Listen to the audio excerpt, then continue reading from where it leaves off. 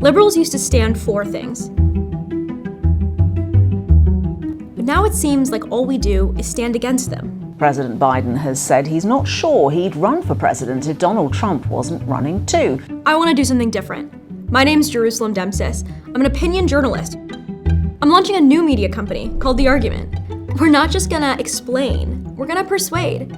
We're not just gonna diagnose the problem, we're gonna fight for the solutions. But let's rewind. In 1955, the conservative public intellectual William F. Buckley said that conservatism stands athwart history, yelling stop. But when I look around at the political landscape today, it's not conservatives I mainly see yelling stop. It's liberals. Liberals find ourselves feeling like the world is moving too quickly, like we can't even get a handle on everything that's going on. Like, dear God, please, just make it stop. Liberalism deserves better. Look at its record. American independence was founded on liberal principles. Those same values inspired revolutionaries and reformers around the world.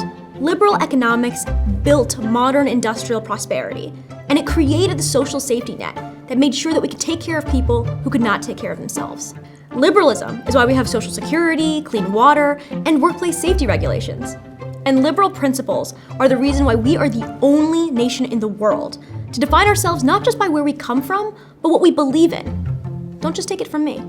Abraham Lincoln, famously a Republican, once said that immigrants could claim the Declaration of Independence as though they were blood of the blood and flesh of the men who wrote it.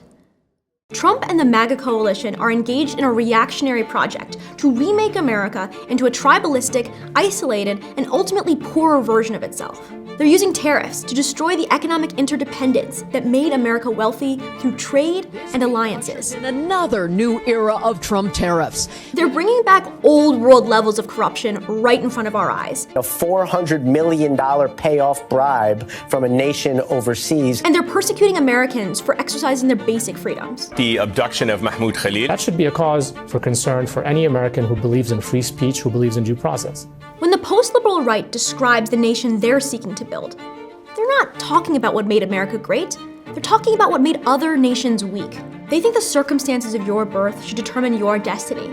They think the most important things about you are unchangeable and hereditary. From Africa, from Asia, all over the world, they're pouring into our country. They're poisoning the blood of our country. That's what they've done. America is for Americans and Americans only. We on the right, on the sort of the post-liberal right or the new right, or however we want to define what it is. One of the most pressing problems for us to face is to redefine the meaning of American citizenship in the 21st century. This is not America. And the post-liberal left is little better. We are raising tariffs on about $18 billion worth of Chinese imports. President Biden is taking this action today to defend America's workers. They reject the fact that many people in this country simply disagree with them. And they look down on the hard, unglamorous work of building a pluralistic society. But if liberals are going to win this fight, they've got to stop just being umpires and radio announcers. They've got to get ready to play.